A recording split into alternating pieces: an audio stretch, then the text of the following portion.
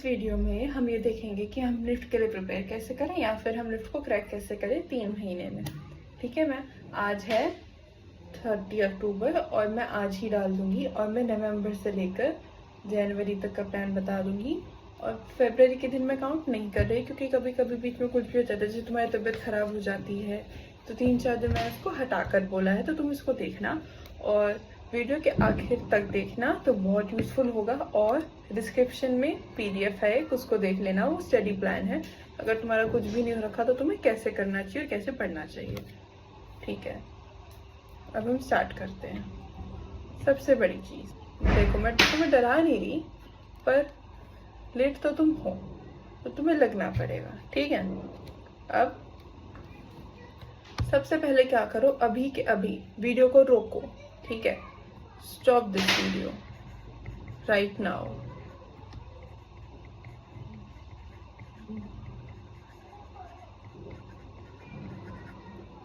मैंने बता रखा है सिलेबस, कैट का भी और कैट का भी, या फिर किसी और का भी देख सकते हो। अभी जाकर उसे लिखो, जो इम्पोर्टेंट है उसे मार्क करो, मोस्ट से लीस्ट इम्पोर्टेंट लिखो। ठीक है, सबसे पहले मोस्ट इम्पोर्टेंट आना चाहिए, बाद में लीस्ट इम्पोर्टेंट आना चाहिए। ठीक है, और उसी सीक्वेंस में करने की कोशिश करना ताकि तुम ज्यादा से ज्यादा मार्क्स स्कोर कर सको। ठीक है, और हर चीज का सिलेबस ऐसा नहीं कि ऐसे ही लिख दो सीधा, पहले लिखो तो तुम रिलेशन, फिर अचानक से लिखो नंबर सिस्टम, फिर LCM HCF, फिर तुम लिखो रेफरेंस टेस्ट। ऐसा मत करना, अलग अलग सब्जेक्ट का अलग अलग सिलेबस लिखना। ठीक है, right syllabus differently for every subject. अब इंग्लिश ऐसे और उसी सीक्वेंस में लिखना, मोस्ट इम्पोर्टेंट से लीस्ट इम्पोर्टेंट तक। और ये तुम्हें थोड़ी रिसर्च करनी पड़ेगी, तुम्हें पता लग जाएगा, पर मेरी वीडियो जाके चेक कर लेना, मैंने उसमें तुम्हें बहुत ज़्यादा इंपॉर्टेंट चीज़ें बता रखी हैं, स्पेशली कैट की। कैट का मैं 1-2 दिन में डाल दूंगी।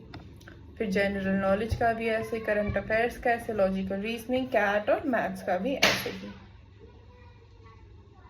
करंट अफेयर्स का तुम क्या ही लिखोगे, पर सिलेबस वो तो तुम्हें पढ़ना पड़ेगा, राइट। अब तुम डिसाइड कर लो सबसे पहले अपने दिमाग में कि तुम्हें रैंक अच्छी चाहिए या बस रैंक चाहिए कि कोई भी निफ्ट मिल जाए। और रैंक अच्छी का मतलब कि बहुत अच्छा सेंटर मिले निफ्ट का। वैसे कोई सेंटर खराब नहीं होता, पर वो प्रेफरेंस के हिसाब से होता है कि सबसे अच्छा है, ये सबसे बुरा है, और रैंक के हिसाब से तुम्हें निफ्ट अलॉट होएगा, है ना। तो इसलिए अब हम शुरू करते हैं। ठीक है, तो पहले उन लोगों के बारे में बात करेंगे जिनको थोड़ा थोड़ा पता है। ठीक है, यानी people who at least know basics. ठीक है, अब उनमें कौन कौन आ जाते हैं, जिन्होंने बहुत कम पढ़ा है पिछले महीने में और उन्हें बहुत कम बेसिक्स आते हैं या बेसिक्स आते हैं अच्छे से, और या फिर उन्होंने पिछले साल ड्रॉप लिया था, इस साल ड्रॉप लिया है, उनका हुआ नहीं। अब पहले बात करेंगे हम जिन्होंने पढ़ा ही कम है। ठीक है, अब तुम्हारे पास कितने महीने हैं ये देखो, तुम्हारे पास 3 मंथ्स है। ठीक है, मैं कम से कम लगा कर चल रही हूँ, तो टेक 1 मंथ या फिर 1.5 मंथ और उसमें तुम अपना सिलेबस कंप्लीट कर दो। ठीक है, और उसी साथ में जब तुम सिलेबस कंप्लीट कर रहे होगे तो हर हफ्ते एक मॉक टेस्ट दो, एक कैट का दो और एक कैट का दो। जो नहीं आता उसे सीखो। ठीक है, इसके लिए तुम ऐसा कर सकते हो, संडे का दिन निकाल लो। ठीक है, संडे को तुम सब रिवाइज कर लेना जो भी तुमने हफ्ते में पढ़ा। इसमें तुम क्या करोगे, उसके बाद कैट का मॉक टेस्ट दोगे, गैट का दोगे, इवेल्युएट करोगे उसे। इवेल्युएट करना इज वेरी इंपॉर्टेंट, उससे तुम्हें पता लगेगा तुम कहाँ वीक हो, तुम कहाँ स्ट्रांग हो।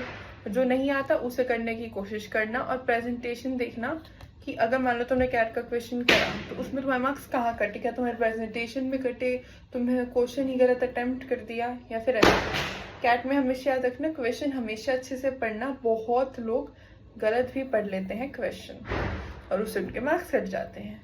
एंड ठीक है, ये हो गया। अब 1 महीने बाद, 1.5 महीने बाद जब तुम अपना सिलेबस कंप्लीट कर लोगे, ठीक है, आफ्टर कंप्लीटिंग सिलेबस, उसके बाद हर रोज एवरी डे रिवाइज 3 टॉपिक्स, यानी जो तुमने पिछली बार पढ़े अब उन्हें तुम्हें रिवाइज करना शुरू कर देना है। रोज मॉक टेस्ट दो, क्योंकि जितने क्वेश्चन प्रैक्टिस करोगे उतने कम है। ठीक है, पास्ट ईयर क्वेश्चन सॉल्व करो। इम्पॉर्टेंट होता है पास्ट ईयर क्वेश्चन छोड़ना मत, तो उससे पता लगता है कि ओ इस टॉपिक से इतने क्वेश्चंस आए हैं तो ये मुझे ज़्यादा करना चाहिए, या फिर ये क्वेश्चन इस तरह, या फिर एक क्वेश्चन इस तरह से भी आ सकता है, इस तरह के क्वेश्चंस भी आते हैं करंट अफेयर्स में, ये भी तुम्हें पता लगता है। और ये भी पता लगता है कैसी वोकैबुलरी आती है, कैसे रीडिंग कॉम्प्रीहेंशंस आते हैं। और सबसे इम्पॉर्टेंट बात, वोकैबुलरी, रीडिंग कॉम्प्रीहेंशंस रोज करना। जब तुम सिलेबस कंप्लीट करना शुरू करोगे ना, तब भी तुम्हें करने हैं। इडियम्स, फ्रेजेस, होमोफोन्स, ये ना छोड़कर तो बिल्कुल मत जाना, तुम्हें करना है और ये रोज करते रहना। अगर तुम्हें बहुत ही भार लगता है तो एक दिन वोकैब कर लो, इडियम्स एंड फ्रेजेस कर लो, फिर से वोकैब कर लो, और मान लो तुम्हें इस दिन वोकैब करी तो इस दिन वोकैब रिवाइज भी करनी है। वोकैब रिवाइज नहीं करोगे, इडियम्स फ्रेजेस रिवाइज नहीं करोगे, तुम भूल जाओगे। और जब भी रीडिंग कॉम्प्रीहेंशंस पढ़ रहे हो, उसमें तुम देखो कोई वर्ड है जो तुम्हें नहीं आता, उसका मीनिंग सर्च मारो, लिखो नोटबुक में। सबसे अच्छा कोई भी वोकैबुलरी याद करने का तरीका निमोनिक्स ढूंढ के, जैसे सैगेशियस, ऐसे याद रख सकते हो। साग खाने वाले वाइस होते हैं, सैगेशियस का मतलब होता है वाइस। ऑनेस्टली मैं हमेशा ये एग्जांपल देती हूँ, मुझे नहीं पता क्यों, वैसे मुझे आता है निमोनिक्स। और ठीक है, अब एक चीज याद रखना, जितना अच्छे से कर सकते हो उतना ही करो। ये मत करना कि टॉपिक कंप्लीट करने के चक्कर में तुम्हारे दिमाग में तो कुछ घुस नहीं रहा, पर तुम करते जा रहे हो, करते जा रहे हो, करते जा रहे हो, ठीक है। ऐसा करोगे ना तो कुछ भी अच्छे से ही नहीं होगा। और उसके बाद मिस्टेक से सीखो कि आज तुमने मिस्टेक करी है ना, तो उस टॉपिक को अच्छे से कर लो कि अगली बार उस टॉपिक में तुम्हारी मिस्टेक नहीं होनी चाहिए, ठीक है। और स्टार्ट करो रोज 2 से 3 वोकैबुलरी पे, और फिर चले जाना 30 वोकैबुलरी डे पे, ठीक है। अगर तुम कर सकते हो तो ही जाना, ये नहीं तुमसे 30 याद ही नहीं हो रही फिर भी तुम उस पर जा रहे हो, प्लीज ऐसा मत करना। और अब ऐसा मत करना कि दीदी ने तो कहा है कि 30 पे जाना है तो मैं आज से 30 पे चला जाऊंगा, चली जाऊंगी, नहीं होगा, भूल जाओगे। धीरे धीरे आदत डालनी पड़ती है, वरना तुम बीच में ही छोड़ दोगे। तुम 2-3 से शुरू करो, फिर 5-6 पे जाओ धीरे धीरे, फिर 10-11 पे जाओ, 12 पे जाओ, 10-15 पे जाओ, 15-20 पर जाओ, ऐसे थोड़े थोड़े करके ही करना पड़ता है। ऐसे 5-6 दिन ये करो, फिर 5-6 दिन इतनी रिवाइज करो, फिर 5-6 दिन इतनी याद करो वोकैबुलरी, फिर 5-6 दिन इतनी याद करो, थोड़ा थोड़ा करके बढ़ाना, ठीक है। और तुम कैसे कर सकते हो, जिससे फाइल, इजी वे बता रही हूँ वोकैबुलरी याद करने का, कितनी कर लो। फाइल इज लवर, है ना, तो ऐसे याद करो, बिब्लियोफाइल, बिब्लियो यानी books and file is lover, तो अ बुक लवर। ऐसे ही अलग अलग वर्ड्स लिखो जिसका फाइल रूट वर्ड है, उसको याद करो। ऐसे तुम्हें बहुत सारे जल्दी याद हो जाएंगे, बहुत ही अच्छे तरीके से, ठीक है। और ये सबसे अच्छा तरीका है याद करने का, कोशिश करना। अब बात आएगी, अगर तुमने ड्रॉप ले रखा है, इस साल या पिछले साल लिया था, तो तुमने बहुत कुछ पढ़ रखा होगा ना, तो 10 से 15 दिन लो, उन क्वेश्चंस को करो, उन टॉपिक्स को करो जो तुम्हें नहीं आता, और उसको कंप्लीट कर दो। 10 से 15 दिन मैंने ज़्यादा बोले हैं शायद, पर ऐसे ताकि तुम अच्छे से करो, ज़्यादा वो लोड ना लो। और प्लीज़ दिमाग में मत लेना कि पिछली बार मेरा नहीं हुआ तो इस बार भी नहीं होगा, ठीक है, होगा। अगर तुम अच्छे से करोगे तो क्यों नहीं होगा ना। और प्लीज़ तुम ये भी ध्यान रखना, पिछली बार तुम्हारे क्यों नहीं हुआ, क्या पता तुम कैट के क्वेश्चंस गलत अटेम्प्ट करके आ रहे थे, क्या पता तुम्हारी प्रेजेंटेशन स्किल्स ही खराब थी, है ना।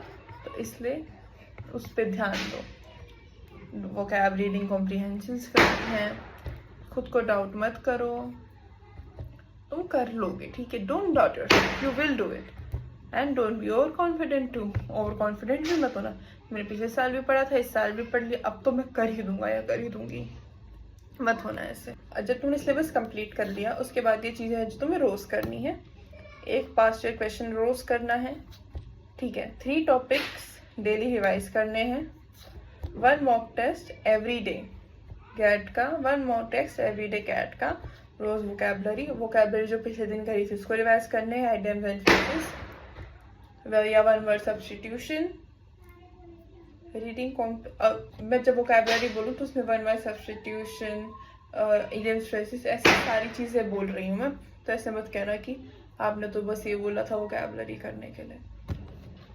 रीडिंग कॉम्प्रिहेंशन प्लीज़ कम से कम एक कर लेना रोज़, और अपनी मिस्टेक्स इवेल्युएट करना, जो नहीं आता उसको सीखना, ठीक है।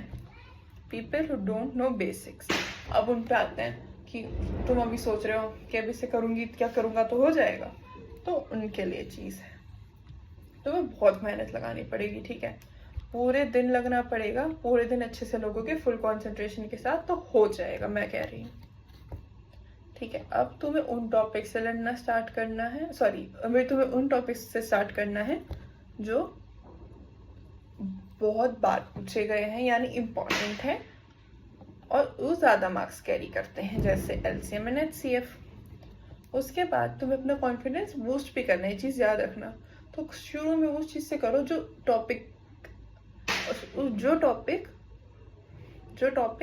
ज़्यादा स्कोरिंग भी है और आसान भी है, जैसे coding decoding is very easy, blood relation is very easy. हमेशा याद रखना, क्वेश्चन सॉल्व करो, अलग अलग करो, जहाँ से मिले वहाँ से करो, या फिर बुक ले लो अरिहंत वगैरह, किट्स है ना, वहाँ से क्वेश्चन सॉल्व करो, ठीक है। वो बहुत अच्छी चीज़ है, एक ये बहुत हेल्पफुल भी होगी, ठीक है। और प्लीज़ रिलैक्स करो, तुम अभी भी निफ्ट क्रैक कर सकते हो, ठीक है। अब क्वेश्चन आता है कि तुम्हारी ड्राइंग बहुत बुरी है, इसके बाद में कहना है शांत हो जाओ, ठीक है, सांस लो, छोड़ो। अब 15 दिन लो, ठीक है। उसमें तुम अपनी लाइन क्वालिटी अच्छी करो। कैसे करोगे? वार्म अप एक्सरसाइजेस से, ओके। अच्छी करो अपनी ड्राइंग क्वालिटी, तुम्हें कहीं जगह मिल जाएगी, warm up exercises for improving our drawing, ऐसा कुछ सर्च मार लेना, ठीक है। करना, वो रोज करना, बहुत इम्प्रूव होती है, आखिर तक करना, पेपर के दिन तक इम्प्रूव होगी, उससे स्पीड भी इम्प्रूव होगी, लाइन क्वालिटी भी इम्प्रूव होगी, ठीक है। Most important to least important, most scoring to least scoring से स्टार्ट कर देना, ठीक है। और इन 15 दिनों में अपनी लाइन क्वालिटी अच्छे से अच्छी करने की कोशिश करना। कैसे कर सकते हो? वार्म अप एक्सरसाइजेस करी, फिर तुम रोज एक टॉपिक भी कर रहे होगे कैट पर, उसके बाद तुम पहले उसको पेंसिल से बनाओगे ना, मान लो तुमने कुछ भी पेंसिल से बनाया है ना, अब इसी को तुम पेन से भी बना दो, आउटलाइन कर दो उसकी पेन से, इसी उसमें तुम्हें वो चीज़ याद भी हो जाएगी तुमने क्या बनाया, रिवाइज भी हो जाएगी वो चीज़, वो ड्राइंग या जो तुमने बनाया, उसके बाद वो तुम पेन से करोगे तो डबल प्रैक्टिस भी हो जाएगी। उसके बाद जो 15 दिन बचेंगे उसमें क्या करना है, तुम्हें कलरिंग करनी भी स्टार्ट कर देनी है, और इसी दौरान अपने टॉपिक्स रोज कंप्लीट करने हैं तुम्हें। रोज 1-2 टॉपिक लो और कंप्लीट करो उसे। और सबसे अच्छी चीज़ तुम ये देखना कि तुम ज़्यादा से ज़्यादा कैसे स्कोर कर सकते हो। तो अपनी प्रेजेंटेशन स्किल्स पे ध्यान देना, यूनिक अप्रोच पे ध्यान देना क्वेश्चन सॉल्व करने के, ठीक है। अपने क्रिएटिव माइंडसेट को बढ़ाओ, इट्स वेरी इंपॉर्टेंट, ठीक है। निफ्ट वो लोग क्रैक कर पाते हैं जिनका क्रिएटिव माइंडसेट होता है।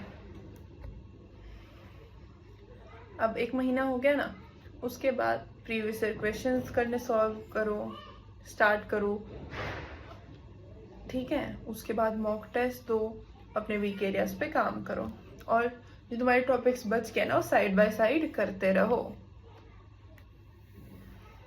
और जो तुम्हें करते रहोगे ना, मॉक टेस्ट दोगे कैट के, प्रीवियस ईयर क्वेश्चन सॉल्व करोगे कैट और कैट के, तो जब कैट के कर रहे होगे ना तो तुम्हारी इम्प्रूव हो जाएगी लाइन क्वालिटी भी, ठीक है, और कल्चरल लर्निंग स्किल्स भी। तो इतना प्लीज प्रेशर मत लेना कि नहीं होगी, होएगी। तुम जितना प्रैक्टिस करोगे ना उतनी होएगी। एक चीज याद रखना, कैट हो, तुम कुछ भी कर रहे हो, ड्रॉप ईयर हो, थोड़ा आता है, बेसिक्स आता है, कुछ नहीं आता, प्रैक्टिस इज द की। तुम प्रैक्टिस करोगे, जितने से जितने ज्यादा क्वेश्चन सॉल्व कर सकते हो वो करो, ये देखो क्या इम्पोर्टेंट है वो करो, और करना ही पड़ेगा तुम्हें, क्योंकि तुम्हें तो चाहिए ना निफ्ट, ठीक है। अब तुम कंफ्यूज हो कि भाई मैं क्या करूँ, मुझे समझ नहीं आ रहा, तो डिस्क्रिप्शन में जाओ, और स्टडी प्लान है, देख लेना, मैंने बनाया है नवंबर से लेकर जनवरी तक का, ठीक है। हो जाएगा, शांत हो जाओ, सांस लो, ओके, सब हो जाएगा। और तुम ना आसान आसान तरीके ढूंढो, तुम ना हार्ड वर्क की जगह स्मार्ट वर्क करना। ऐसा नहीं कि तुम एक चीज आसानी से हो सकती है पर तुम मुश्किल तरीके से याद कर रहे हो, क्यों? जैसे वोकैबुलरी हम याद करते हैं तो हम उसको रटने लग जाते हैं, पर हम उसके लिए निमोनिक्स कर सकते हैं, या फिर जो मैंने तरीका बताया वो कर सकते हैं कि हम यहाँ रूट वर्ड लिखेंगे एक, और उसके साइड में वो वर्ड्स लिखेंगे उससे रिलेटेड, ऐसे में जल्दी याद होता है। तुम ऐसे मत करना, वोकैबुलरी लिखो, उसका मीनिंग लिखो और याद करने लग जाओ, मत करना ऐसे, ठीक है। और बहुत सारे ऐप्स आते हैं, तुम उसमें वोकैबुलरी का डेली टेस्ट दे सकते हो, वो भी देख लेना। और इंग्लिश पे फोकस करना, गैट पे फोकस करना अच्छे से। ऐसा मत करना तुम गैट छोड़ के चले जाओ, कुछ भी छोड़कर कोशिश करना कि ना जाओ, प्लीज सब कुछ कंप्लीट करने की एटलीस्ट ट्राई करना। कैट में तो कुछ मत छोड़ना, कुछ भी मत छोड़ना, ओके। कैट तुम कर लोगे, अभी 3 महीने है ना, तुम कर लोगे, तुम अच्छे से करोगे तो, ठीक है। मैं गैट का इसलिए बोल रही हूँ, बच्चे छोड़ के चले जाते हैं, तुम्हें रैंक अच्छी चाहिए, मत छोड़ना, मैं सच कह रही हूँ, गैट भी इम्पोर्टेंट है, ठीक है। करंट अफेयर्स भी तुम रोज ऐसा करो ना, 5-10 याद कर लो, ऐसी साइट्स आती हैं वहाँ से 5 या 10 याद कर लेना करंट अफेयर्स भी रोज, ज़्यादा से ज़्यादा कोशिश करो कि तुम याद करो करंट अफेयर्स भी। और जो पिछले याद होगा, एटलीस्ट पिछले 6 महीने के तो करके ही जाओ तुम, समझ आ गई ना, ठीक है। तो बाद में मिलते हैं, एंड आई होप तुम्हें समझ आ गया हो, एंड आई होप तुम्हारा नेक्स्ट में सिलेक्शन हो जाए, पर याद रखना तुम्हें ही मेहनत करनी पड़ेगी।